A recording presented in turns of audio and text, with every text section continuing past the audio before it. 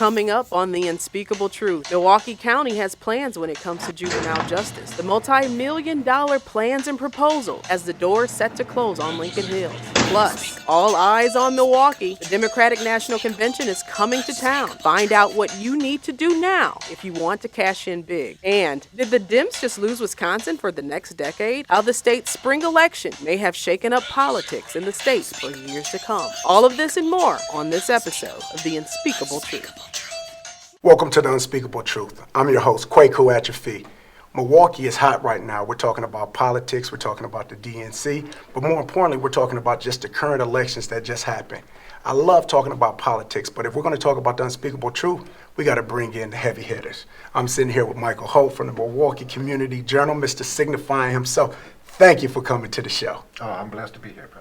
Right to my right, I'm sitting with State Senator, 4th District, Lena Taylor. How you doing? I'm good. It's so good to be with you. Oh, I appreciate you. Milwaukee County Board Supervisor Supreme, or Amakunde. Thanks, brother. Thanks My for brother. having me here. And you know the good Reverend Doctor is my fraternity brother, so I know that. How you doing today? I'm good, sir. Okay, so we talk about this show right now. You know, it's like this is something that we're serious about because we look at what's going on with our Supreme Court. It's echoing, going on sort of like what's going on with the U.S. Supreme Court right now. Mike, tell me, what are your thoughts about the election, how close it is, and what's probably going to happen? Well, Wisconsin is a swing state. It's probably one of the most important states as it relates to the upcoming elections. And it was a clean sweep in the fall elections. Democrats were able to shift the balance of power in terms of state electoral offices. This was a key election. They brought in the heavy hitters for this, Eric Holder, et cetera. They pumped millions and millions of dollars to try to bring some balance to our state Supreme Court. And our things are still up in the air. You know, it says a lot about not only the importance of Wisconsin and that particular race, but it also says a lot about the hold that Donald Trump and conservatives continue to have as it relates to our state. So let's talk on that because, Lena, we see that this election is so close right now. We're talking about maybe having a recount. What do you think is really going to come from that? Well, I think it shows how divided our state is. It shows just really maybe even how people are kind of in concrete in different corners. I don't think 6,000 votes is going to be something that Lisa can overcome, to be very candid with you. I do believe that, like Mike said, we are a swing state. I used to want to believe that we were a blue state with red polka dots. I'm feeling a lot more reddish with very few blue polka dots, you know what I'm saying, nowadays. And the only way that we did win, you know, the last election with the, you know, top candidates is because it was statewide that you could count it. Those are really the only races that we really can do something in. So the fact that we had a lower turnout. Okay, now see, we was talking about that a little bit off camera. Supreme, I think you had one of the biggest things. Why do we have such a low turnout with our people for these elections that's so humongous? Well, I think it's really important that, and something that the senator alluded to before we got on camera, is that there are people who vote more regularly in these off elections, and especially spring elections that are not presidential years in other parts of the state. And you have outlying areas in the state of Wisconsin who are going to participate and be very active in these kind of campaigns. And also you have conservatives, Republicans who, when they play for keeps. So they're not only looking at the governor's mansion, they're not only looking at the state legislature, they're also looking at the courts as well. And because they know that that last line of defense is going to be the courts, where everybody says, well, state Supreme Court. Exactly, where everybody says, well, when all said is said and done, we can go to court about it. So if I can control the executive branch, the legislative branch, and the courts, then I have all lines of defenses covered. So you have those who have that political philosophy, that conservative political philosophy, who are going to cover themselves at the court level as well. So that election itself, when you have a Supreme Court or any court, is very important to that movement. Wouldn't it be great, Supervisor, if in our community people really thought about, we lead in the nation, right, in mass incarceration. Wouldn't it be amazing if we took the judicial races really, you know, as a priority? Because let's be clear, the Supreme Court race was on the ballot, but also Milwaukee County races were on the ballot. And so let's go right into that, municipal. because we talk about that. Let's talk about our school board specifically, because that's where a lot of shifts were at. One of the things we know now is that we don't have any black men represent a school that's a school district predominantly filled with African American male. How do you feel about that, Mike? It's heart-wrenching from my perspective. I've been covering education for over 40 years. The first issue of the Milwaukee Community Journal was about education, specifically about desegregation of the public schools, which turned out to be a farce. And we said it at the time, it was a farce. The school board is extremely important within the paradigm of black growth, educational growth and opportunity. And the teachers union here pumped a lot of money to ensure that they control the board. And that is bad news for the black community. It's bad news not only because they targeted the lone black You said board they. member. Who was they? They, the Milwaukee Teachers Union, MTEA, which has been the Bull Connors of education. They have blocked every initiative that it would have benefited African Americans, and they're specifically targeting non-instrumentality charters. Wendell Harris, who was in the... He's very vocal that he's Right. for. Wendell Harris was the former vice president of the NWCP, and he was a member of the plaintiffs who sued to stop school choice. But once he got on the board, something miraculous happened. He saw that it could benefit black parents who then had educational options, who could go to the charters, for example, and here it was his deciding vote on the integration of Carmen, a successful charter, into a failing public school that reversed the teachers union position on him. He was their candidate initially, but because he made this one vote that benefited black children, they turned against him. I hope that black people begin to realize how much clout and what the real stakes are in this whole scenario. As a result of this, they are willing to lose money. NPS would lose money if their agenda is taken forth, because they take money off the top for charters. And if you look at the state's report card, this is very, very interesting. Look at the state's report cards. 3 of the top 10 schools in the state are listed as NPS, but they're non-instrumentality charters. They want to close those down. They want to stop black parents from having the ability to choose where to send their children. And the president of the union has made some real racist statements. She even referred to the former the former first lady, Michelle Obama. She called her a traitor and said that the Obamas were against public education We're because going she to stop visited. it right there, because what you're talking about, we're going to go on forever right there. But what we understand is that when it comes to voting, we have to make sure that we understand that all politics are local. We got to understand that the things we do, you said, can have consequences for us for a decade at a time. No when we don't question. do things about it. We're going to come back to our next segment. We're going to talk about the juvenile justice reform system. So come on back at the Unspeakable Truth. Hey, my name is Manan Sabir. I'm one half of the ownership at Shindig Coffee. We have 2 locations, 1617 West North Avenue and 3536 West Fond du Lac. It's a party. We're open from 7 to 5 on the weekdays, and on the weekends, 8 to 3. Come, hang out with us, and enjoy the fun. Welcome back to the Unspeakable Truth. I hope you're enjoying what you're hearing so far here with Michael Holt, State Senator Lena Taylor, and my man, Milwaukee County Super Board Supervisor Supreme Omokunde. Now, we're talking about, juvenile justice reform right here. You're right in the heart, in the mix of this. Tell us, what's going on with this?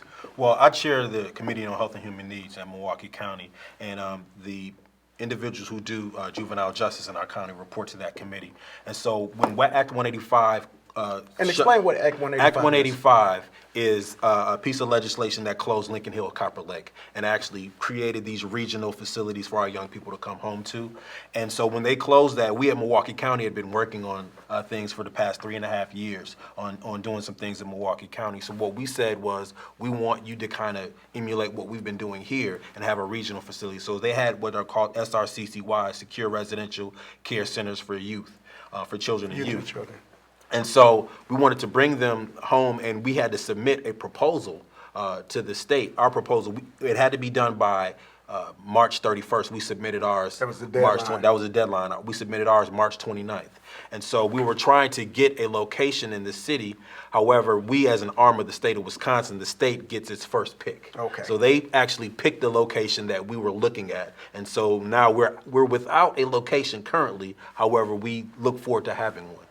So we talk about Act 185. We talk about why Lincoln Hills had to close down, horrific place full of abuse and neglect. I know you've been at the bottom of this from the beginning. You've also gone to other places to see what could we emulate to bring back to the state of Wisconsin. Talk on that. So, first of all, Lincoln Hills, the kinds of issues that exist are everything from pepper spraying being overused to the language that's being used with young people, the solitary confinement, all of those issues. Hey, And talk so, about the security, the correctional officers too, because you also talked about them, and I thought that was a fair, valid point. I mean, it's very true that the understaffing of them Yeah. is an issue, and as a result of that, the number of hours that they have to do, the lack of training that is happening. Overworked and people, so children, so you use have of individuals who might go into work and be told that they got to stay. Yeah. So now you're affecting their family life. I mean, as a single parent, if I was to go to work and somebody tell me I can't go home Yeah. because I need to continue my hours because you have a shortage, that's an issue. So we need to make sure that we are providing the types of training and the types of hours and very candidly the type of environment that is not only safe for correctional officers but safe for our young people. And so anyway, the main issue is we had to close it because those things were happening and still happening when Governor Evers went. He spoke about that there were still issues that needed to change. Act 185, as the supervisor said, it also did one other thing though. It also took out a piece of language that was in the statute that said a boys' facility needs to be north of, I think it's Highway 30. I never knew that. That's been in since like the 1950s, which was one of the reasons that our county had not been able to do those residential facilities that the supervisor spoke about. So we kind of changed all that in Act 185, and we created two committees. One committee that would look at what do we want in there. We want apprenticeships, we want counseling, we want culinary class, we want individuals to be able to get pathways to work so that rehabilitation is real. We have a greater chance of rehabilitating our children than we do grown folks. And so we talked about that, and that determined the size of the facility and what it would need to be. Basically about 7 acres for the facility, about 7 to 10 acres for the facility, and about 3 acres to surround the facility. So you really won't be able to see it anyway from, wherever. Well, let's talk about that, because one of the things we always hear is that not in my backyard. And one of the biggest things you say, one, we need to have the children here because they are babies. They need to be with us. But also, when we take them all the way across, that counts for the census, and that hurts us. Speak on that. It does. As a matter of fact, children are people, adults, period, in the institutions are counted at the institution. So because they're counted at the institution, that institution in the census in the next 10 years, then they will get whatever that amount of money is. I think it's 1,000 now. I think it's going to be 1,200. They will get that per person. So 23,000 people are in our adult justice system. All those people get counted somewhere else, even though they come back home to a community that didn't get any funds for them. So that's a huge issue.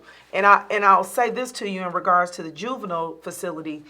The county was really diligent and had looked at, like, they were given 70 options and we're trying to look at 40. The city began to narrow it and say, these are your only choices, and weren't really letting them look at all of the spots. The state had its own land, and the committee that was formed from Act 185, that committee had made a recommendation based on the state land that was shared with them.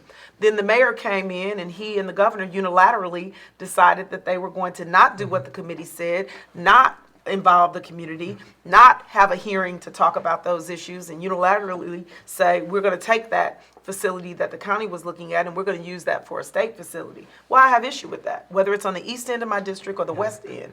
People deserve an opportunity to know what's going on, to be a part of that process, and to be heard. And that was kind of denied very candidly because of Mayor Barrett and Governor Evers. And see, when we think about this, a lot of times we're talking about, rehabilitation, how to fix it. What can we do on a proactive, preventative end? Michael, you talk about one of the items that came up when the senator was talking about some of the problems at Lincoln Hills was, one of the biggest problems was cultural insensitivity. Because you had white guards who in many cases, I think 75% of all white Americans have no relationship with a black person. But it's 4 hours up north. These guards were in that same situation. So you had guards who do nothing about African American culture, laying out their dictates based upon a Eurocentric mindset, and that created a problem. The good thing about looking at Milwaukee is that you will have people who look like them, supervising them. That's the hope, that we would have people who would apply. That's the hope, that But we not would only then look have like more them, but diversity. then can apply. So I pose that same question again, though, as far as from a proactive standpoint, because now you have a chance to be able to fix it on the back end from a retroactive standpoint. But what can we do from a proactive? Can you give me that in 45 seconds? Well, I want to say this, that in Milwaukee County, we've been working on this, like I said, for the past 3.5 years. I remember one of my first a couple of county board meetings is when Lincoln Hills got raided. And I stood up on the board floor and I said, let's ask our judges not to send our young people to Lincoln Hills, Copper Lake anymore.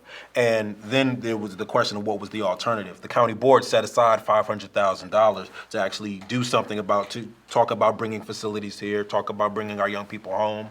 We actually had some couple hit and misses. We tried to work out a deal with an institution called Carmelite in Wauwatosa. That fell through. So we had been working on a number of different things. We worked on integrated treatment models with young people and talk about brain function and how they behave, et cetera. So we've been doing that kind of work for the past 3.5 years. So now and trauma-informed care. Yes, and trauma-informed care. They need care. to be closer, right? And we talk about trauma-informed care, but most of it's trauma-induced care. So we know we got a lot of work to do. Community recognize these are our babies. We have to do something about them. We're going to be back with you on The Unspeakable Truth. Hello, I am Katrina Moore of Moore & Moore Accounting. We are a full-service accounting establishment specializing in tax preparation. Year after year, people work hard to earn more and more money. With all of the new tax code changes for 2018, don't stress, let us do the rest. Our service is professional and affordable. Our people are courteous and knowledgeable. For an appointment, call today, 414-213-8199. Moore & Moore Accounting, where you're more than just a number. Welcome back into The Unspeakable Truth. And now this time we're going to talk about the DNC, Democratic National Convention, coming to Milwaukee, Wisconsin, not to Houston, Texas, not to Miami, Florida. And what we're going to do, we're back with Michael Holt, Supreme Court Omakonde, and State Senator Lena Taylor. Tell us, what does it mean for Milwaukee, Wisconsin to get the DNC convention here from a financial standpoint and a political standpoint? Well, it's huge. It's huge. It's huge financially. The question is, who will benefit? Yes. Will people of color in this community, will it trickle down community to of color, everybody? no, will it trickle out of the fence, of the perimeter that they're going to make? Will it go one block to Hillside? That's the question. It's a tale of two cities. In Milwaukee, we know, you can look at, Milwaukee downtown. That's how tourism and Visit Milwaukee speaks. But Milwaukee is way more than downtown and the kind of issues that we have. So I think financially, there's some great opportunities as long as everyone gets an opportunity to have access. And it's my hope that Alex Landry and Martha Love help to make that happen. But from a political end, I'm also concerned because it's the time of our re-election for our local elections. Okay. And so I'm hoping that people who are outside of our community don't come in just supporting the status quo when we are the worst place in the nation, right? Yeah. To raise a black child, to be a black American, to deal with multiple issues, unemployment, mass incarceration, the achievement gap, in education. So these are all huge issues, and, having all the nice shiny things, will individuals be distracted from the reality of what we deal with every day? Or where they cover it all up like they did. You know, I remember going to the Well, they already do a good job of covering it up. I remember going to the convention in Atlanta, and I learned What year? when I had black hair. But what they actually did was they took homeless and they put them up in hotels, gave them vouchers and alcohol so that the world, those cameras, would not see them. I know some of that will go on with Milwaukee because, you know, as Lena said. Oh yeah, definitely by then, or not let them venture here anyway. See, I said we need urban ag so we can have some hempcrete to fix the potholes and everything else. Don't get me But started. as Lena was saying, we lead the nation in 7 negative social indicators as it relates to black people. I did an article several weeks ago where I asked would they address. Now you have all of these leaders of the Democratic Party. They get 89% of our vote blindly. We vote regardless just because they got a D in front of their names. Why not have them address the problems in Milwaukee? This is a microcosm of the United States. That's a great point. Likelihood that happens. Right, 0. But you know, I know there are those who are concerned, but will they actually sit down and deal with a platform, not of a wish list, you know, not a political rhetoric, but can you resolve some of these issues? They have the power. Do they have the will to do it? See, I think there isn't a will. I just think it's important. The Democratic Party may not take that stand. I don't think it's their responsibility, though. If you're a leader, you have to thrive in a culture of accountability. It's really up to smaller groups, because I represent, you know, the So you FISER say it's forum. not just the government. Right. It's the FISER forum is in my district, and also I live 2-minute drive away from it. So I get, you know, I see all of the displacement, gentrification symptoms coming around. But it's really up to smaller neighborhood groups to put pressure on the Democratic Party to say, hey, we're here. This is a great opportunity for the city. However, it's also a great opportunity for us to highlight some of our challenges here and not have people stay within the fence, as the senator talked about, to only see downtown and the lakefront. But what about a mining neighborhood? What about Lindsay Heights? What about Harambe and the near west side? And all of these different areas where people live and people operate day to day in the city of Milwaukee and want to receive some benefit from this being here, and also want to highlight some of the challenges that we have and some of the work that we're doing to fix those challenges as well in the city. I disagree on that one point. All politics are local, and change normally comes from those small groups. However, don't come to my door knocking asking for my vote, saying you're concerned about these issues and you want to address these issues, and yet then you send the homeless across town so they can be hidden during this convention because it's nationally televised. Well, Mike, if you're an elected official, I elect you to resolve some of these problems. But Mike, one of the things I will say is I do believe that the presidential candidates are talking about equity. They are talking about those social ills that are going on. I do believe that the presidential to talk about the reparations. Well, I think some people have, the conversation. but I think to answer your original question of whether or not during the DNC these are issues that are going to be brought up, I think they are issues that will be brought up. I've gone to conferences, I've gone to conventions, and in those caucuses, these are the kind of things that are often talked about. I think the So real. you're saying there's more than just what we see on TV? That's Oh, going for sure. I mean, you can't believe everything, right, you see on TV. But one of the things I will say is I believe that those conversations will happen. I think they already are happening. I think the real issue is what will we do? To go to what Supervisor Amakute said, I believe what will small groups do so that at the convention, people hear that from the outside groups. Now, you know, the protest places may be all the way down by Hillside, so you can't hear nothing they got to say. I don't know. But my point is that I believe it's an opportunity for people in this community to also highlight what the challenges one of the keys are. to that also is, and I remember we sat at a lunch with a noted sheriff who ran as a Democrat who was not a member. The reality is, His mama was, he said. Anyway. we don't play So the dozens listen, here. But we what gon- you we said, can talk most of about us this are forever. not We gotta go to our card-carrying questions members. to That's the true. streets. We got to go to our questions on the street. We can talk about this forever, but like you said, we got to put pressures on our elected officials. But the elected officials is also putting it back on us. Let's talk about what the people are talking about on the streets. how are they going to make sure that the small mom and pop businesses and people, black and brown, or people of color, period, have equal access to provide goods and services to the DNC so that it just ain't about big business downtown?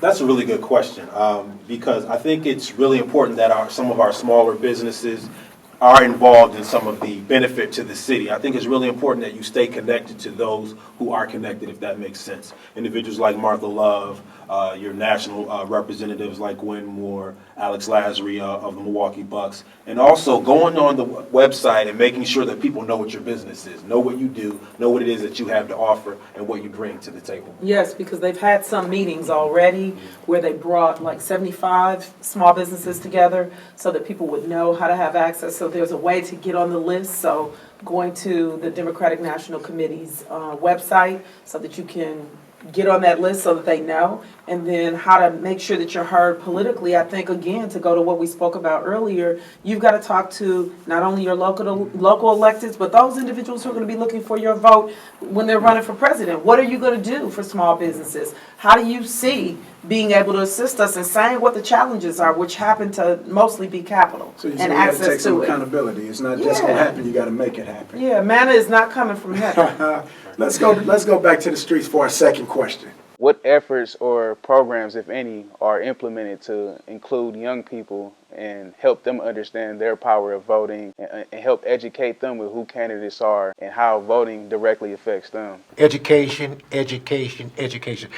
They need to find out who the players are and who the procedures are. And then also carry a big stick and a bigger rock. Throw your rock against the castle wall so that they hear you. They know that you're there, that you are aware of the possibilities and you want a piece of the action. I think it's really important that we have civics and that we began to do that so that our young people know what different levels of government exist, what they do at those different levels of government. I think on election day, we should have elections throughout all our schools so that our young people see that. And then we need to engage them in a way with issues that matter to them and talk about that. Supervisor Makonde. I think it's important that we are talking to our young people and not saying, well, I have nothing to do with politics, when in reality, politics has everything to do with you. And so we have to make sure that not only are we doing it in schools, we're doing it outside of schools. I'm not only an elected official, I'm also a community organizer. So I think it's really important that we are talking to our young people and having conversations with them and empowering them to a certain degree to have some of these conversations with them, not only amongst each other, but with other elected officials and other people in their communities as well. What can I tell you? That's the unspeakable truth from the words from the street.